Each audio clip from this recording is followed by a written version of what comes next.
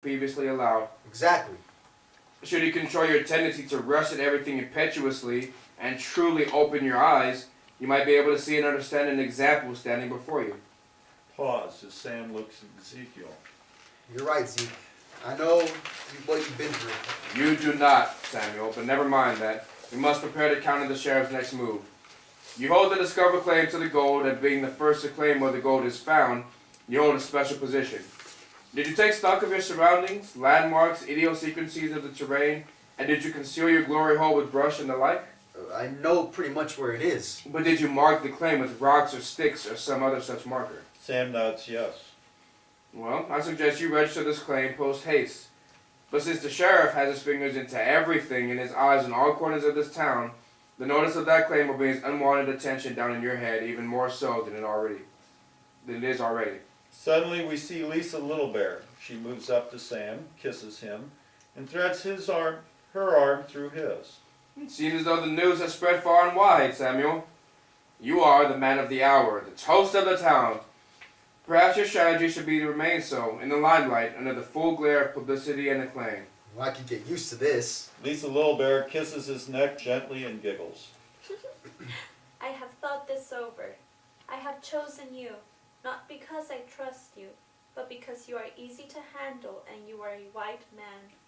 And you, no matter what else can be said of you, are a white man. Looks like Samuel's found himself a wife. There is one minor problem. Lisa Littlebear belongs to Sheriff Plummer's harem at the Pleasure House. Well, that's an issue. So, you want me for my incompetent docility and the color of my skin, not for my stalwart body and bravery? Yes. The irony is priceless, dear boy. Ezekiel continues to laugh so heartily that Martha Jane and Lisa Littlebear join in. Is there any other reason you want me? I thought I made you sick. True. The smell of you makes me gag. My mother was forced to be the squaw of a white fur trapper. I am their daughter. I am not dumb. I see the future. My child will be white as you. Maybe with your pale eyes, that child will survive and I will see that it does. Only that way will the red race survive. They have stopped laughing and are all thinking. Surviving by disappearing. Fascinating. The gold strike probably don't hurt none either. Lisa Littlebear smiles at Martha Jane. Madame Dumont enters. Dear boy, it has occurred to me that I was a bit hasty about my barring your visits into my pleasure house. You're always welcome. I am not a fool. They all laugh.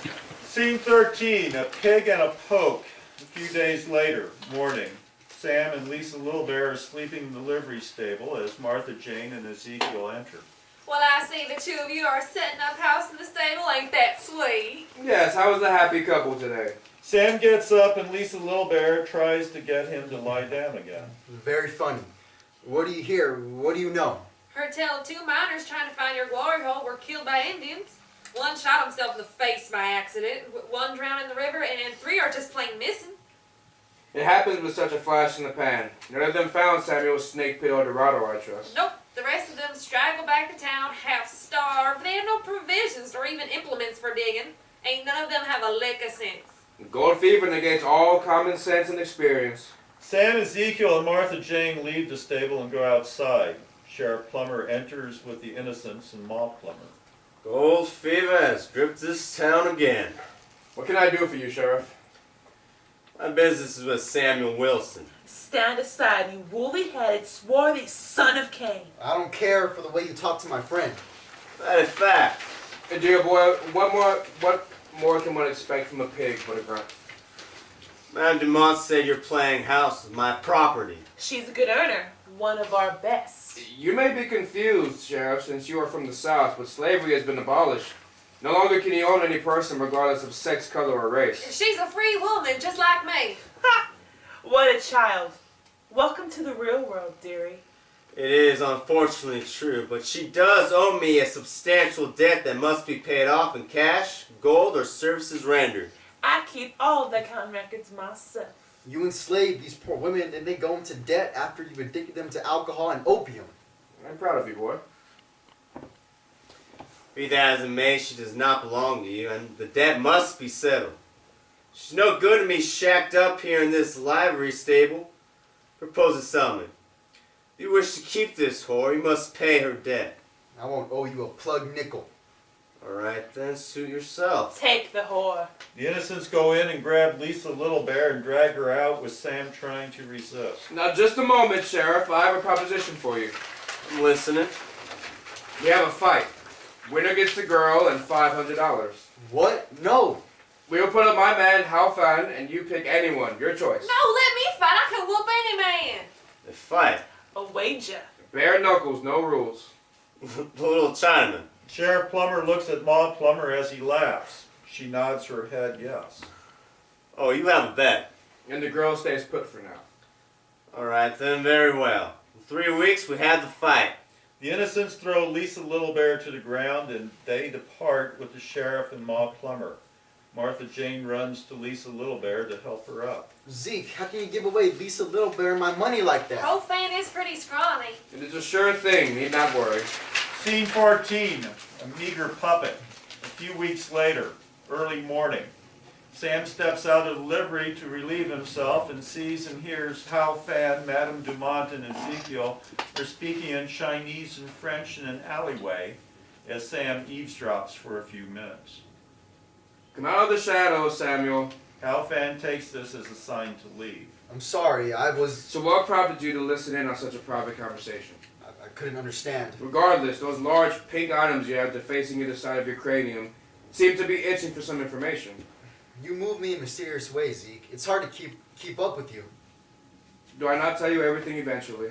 I suppose so. Rest assured, dear boy, if it is something pertaining to your particular predicament, I would thoroughly inform you. I'm curious what could be so damn important this early in the morning.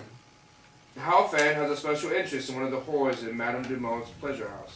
Good to know he's not much different from the rest of us. Not quite.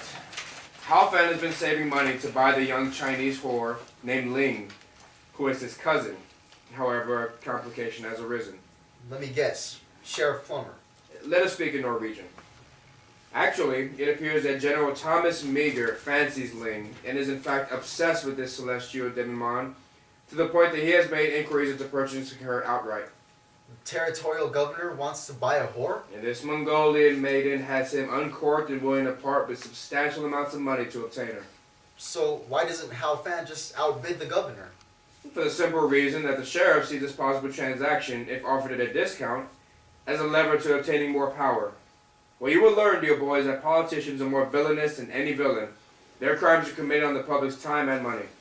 So what's the plan? Ezekiel pulls out a frightening puppet doll out of his jacket. I have taken some rather unorthodox steps toward a solution. What in the heaven is that lonesome thing? It looks like the governor. This is a voodoo fetish puppet. I learned of this while I lived in Haiti. I'm not surprised. The people in Haiti have infused their Catholic faith with African spirits. Spirits I am familiar with from my boyhood in Africa. Good Lord, its tiny eyes just rolled in its head. And there's powerful magic at work here, Samuel. Why are the lips swollen and sewn shut? The governor will not bother or pursue Ling anymore. He, in fact, will never return to the whorehouse, and his obsession will be gone. That's hard to believe. Ezekiel looks sternly at Sam. If he does not respond adequately to the power of this puppet, I will place it in a jar of water and cork it tight. Shake it, and be done with him once and for all. Why don't you make puppets for all of our enemies? I do this as a special favor to Hal Fan, who has been loyal and provided me with a substantial economic fortune. Any disturbance in the balance of the visible world through magic can bring unwelcome retaliation from the invisible world. So I do these things not lightly. Well, keep that in mind. I hope I never see a puppet in my likeness. They both laugh as Martha Jane enters. Oh, how cute you're all playing with dolls. Judas Priest, I think that doll winked at me. Don't ask. Martha Jane bolts. Scene 15, Cinta de Mai fight. 1 week later, afternoon. Sam's birthday, 17th of May. Ezekiel, Martha Jane, Sam, Pius, Tranquility, and Hal Fan are all assembled in the livery stable. A rowdy crowd noise is heard. Sounds like they're eating each other alive out there. When's this gonna start? A strategy, my dear girl.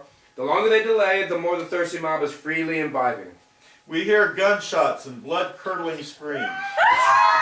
I still don't know how you figure Halfan will beat Red, the biggest and meanest of Sheriff Plummer's innocents. I believe we've gone over this strategy before, Samuel. You mean the horse race? Precisely. Pius nudges Sam and almost knocks him down. What is with this damn beast? You let that damn ox run wild. Yesterday he nearly trampled a woman and her baby, and last week he stomped Andreas the butcher, and they think it's busted his spleen. He really is quite gentle as long as he is not antagonized. Yup, and the butcher is an SOB. And why is Tranquility out of her corral? Her and Pius and friends. Ezekiel and Martha Jane are massaging Hal Fan in preparation for his fight. Today's a special day for me. You're finally gonna take a bath. I believe what Samuel is referring to is that today is Norwegian Constitution Day, the 17th of May. I sometimes forget you're a foreigner, Samuel. You look just like every other damn fool miner in this town. Thank you, I think. Hooray for the 17th of May. Do you get homesick for the land of the midnight sun? No, but I really miss my mother's cooking, especially her lefse. What's that? I don't understand nothing you two are jabbering about. Lefse, a flattened wheat or potato dough that is baked, then smeared with butter and sprinkled with sugar and cinnamon. Delicious. Sounds pretty damn good for foreign food. When I visited the royal palace in Oslo, the king's footman... Hey, the fight is about to begin. They go outside and the crowd roars. Halfan stands next to Red, one of the innocents, and is dwarfed by his size. They glare at each other, and Red makes a ringing motion with his hands, indicating he is going to wring Halfan's neck. Halfan is unmoved, as usual. New Blue is the announcer and referee. Sheriff Plummer and Madame Dumont are watching ringside. All right, settle down, everyone. Make sure all your bets are in before we start. Remember, there are no specified number of rounds. They fight until one submits or is dead. If a fighter is knocked down, the round is over. We take half-a-minute break and back to it. No other rules. The crowd roars and anticipates a bloodbath. Remember our bet. Winner gets Lisa Little Bear and $500. Ezekiel nods yes. In the blue corner, weighing nearly 120 pounds soaking wet, the challenger from the Celestial Kingdom, Chinaman, unknown talent, and apparently a death wish. The crowd is largely silent except for a few boos and Martha Jane. Hey, the bigger they are, the harder they fall. And in the red corner, weighing in at 250 pounds from Greenville, Mississippi, the champion, Aloysius Red Horton. Aloysius. It's a family name. All right, you two commence to fight. The bell rings. Red comes out swinging and chasing Halfan around the makeshift ring. The crowd boos and demands the first draw of blood. Where exactly in the Kingdom of Norway was your mother from, Samuel? Northern Norway, on the island of Vandoya, in a little fishing village called Andenes. Halfan narrowly misses a blockbuster punch from Red as the crowd groans. You two quit your heathen yowling. Who fans in trouble? Halfan again avoids yet another blockbuster punch and continues to run circles around Red. I assure you, Marty, Halfan has the fight well in hand. So you picked up Norwegian on your trip to Norway? Yes, dear boy. I caught a steamer from New York, worked shoveling coal for my passage, and disembarked in Christiania. There I worked for a cobbler and shined shoes until one day I happened to strike up a conversation with the king's footman. Which king was this? The crowd cheers loudly as Red connects a punch to Halfan's stomach and sends him reeling across the makeshift ring. The bell sounds. 30 seconds into the round. Martha, Jane, Sam, and Ezekiel all attend to Halfan, who seems in good spirits and is barely breaking a sweat. Red, on the other hand, is tired from chasing Halfan. Tell your boy to stand still so Rick can give him a proper punch and end this charade of yours. I assure you, sir, not only will we win, but it will be by a knockout. If you would care to make an additional $500 wager. Sheriff Plummer laughs, and so does Red. Got it. The bell rings. Halfan is still using the same strategy, jabbing fruitlessly and running in circles, and using his agility against the brute strength of Red.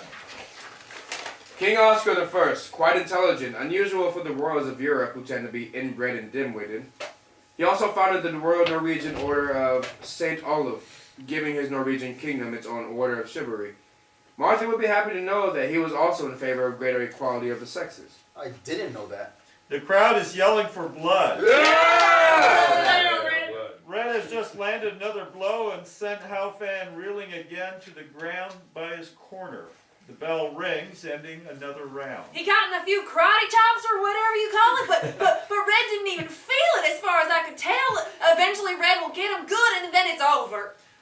They are attending to Hao Fan, who seems content with himself and as unflappable as ever. Should we do something? It is all taken care of, dear boy. Need not worry. Pius and Tranquility are standing ringside in the blue corner. Pius is munching on some tumbleweeds while Tranquility neighs and whinnies with each blow. Finish him, damn it! The bell rings. Red is really agitated and wants to end the fight. Your boy ain't following the rules. You're just stalling, delaying the inevitable. If you recall, there were not any rules, Sheriff. Sheriff Plummer smiles. Hao Fan is doing all he can to evade Red while delivering seemingly unfelt blows to Red, who swats at Hao Fan like he was a mosquito. Red slips and falls trying to connect. The bell rings and the crowd boos. King Oscar himself appeared at our cobbler shop one day as his footman, my friend, had told him of this marvelous shoemaker apprentice. Well, he stepped out of the carriage on Carl Jones Gate, and I bowed deeply. Do you see what's happening there, Zeke? He will be fine. Everything is going according to plan, Martha. Are you sure? Oh, yes. The crowd roars as another blow finds Hao Fan,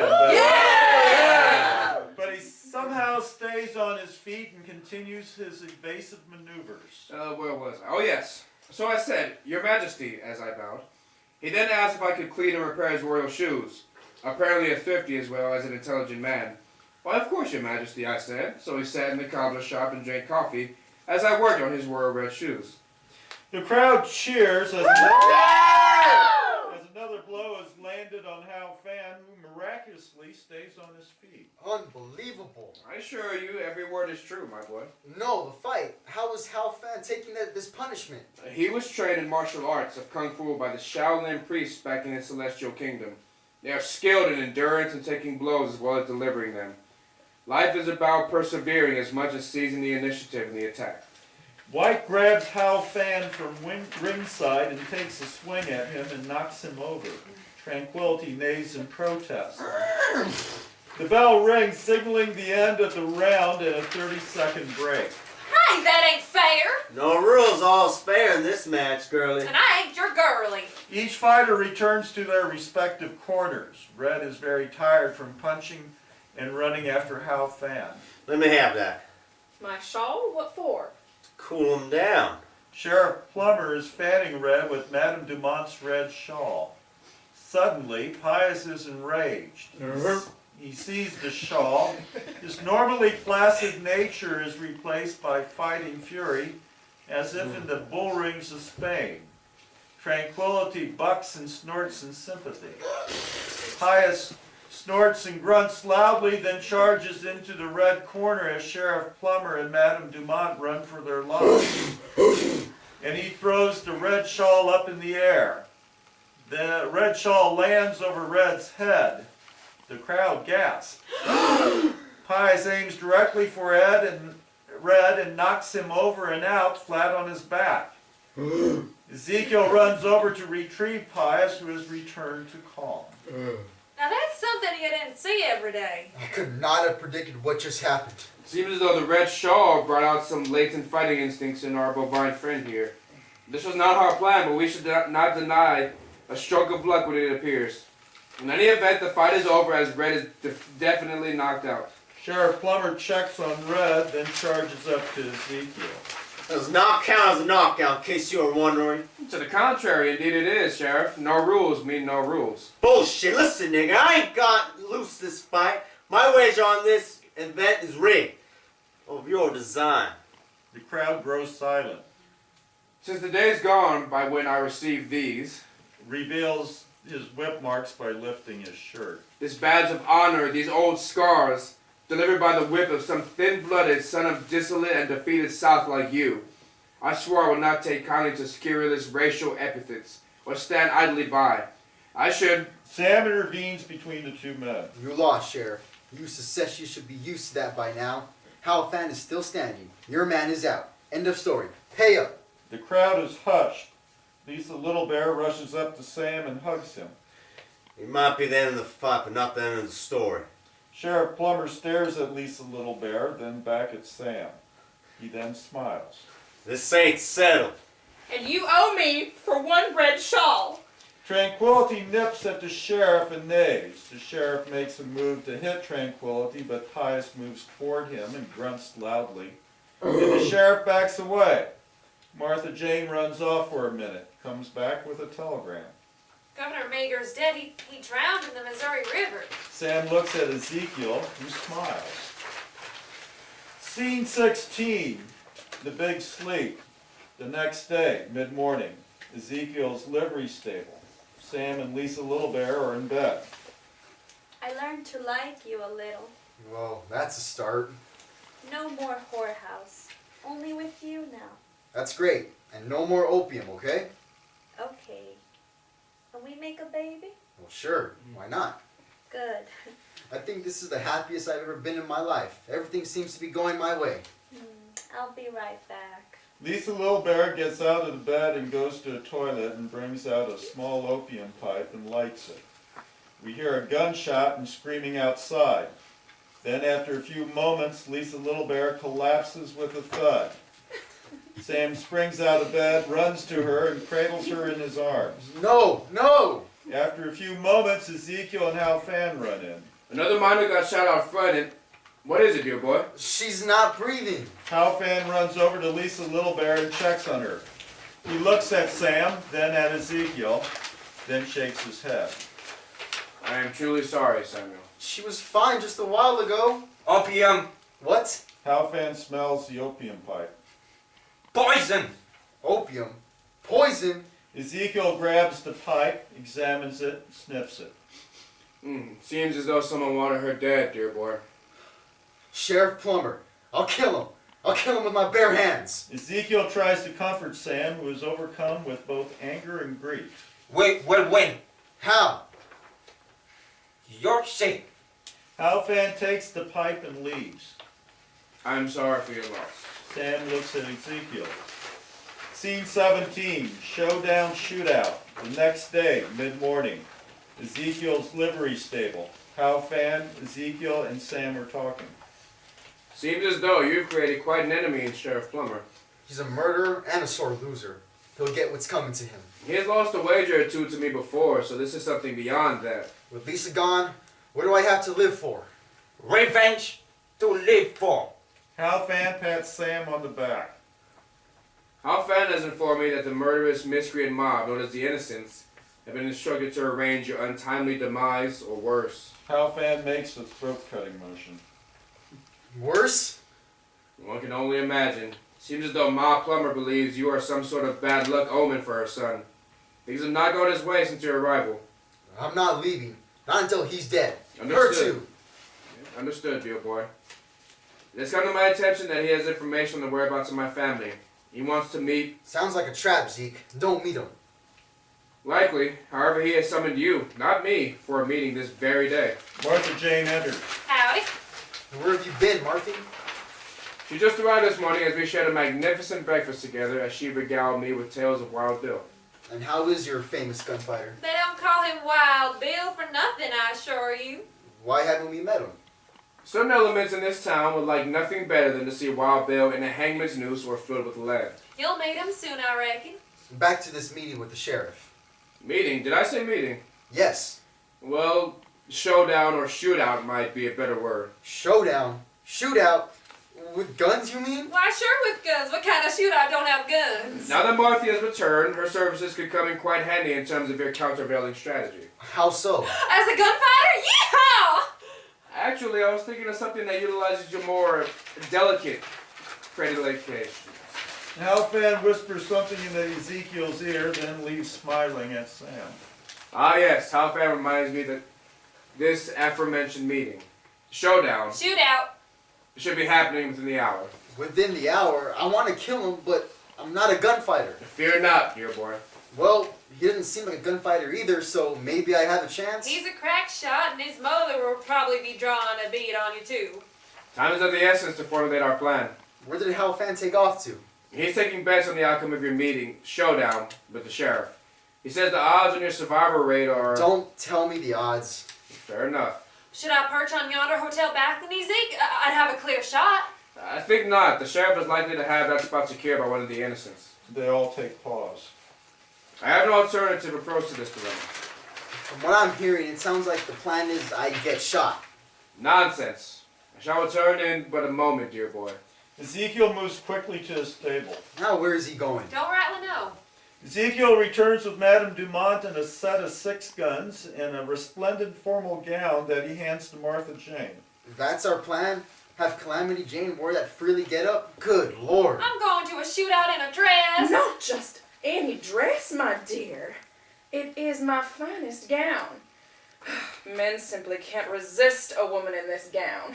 Not exactly. It's beautiful, Zeke, but my curves will likely bust it out.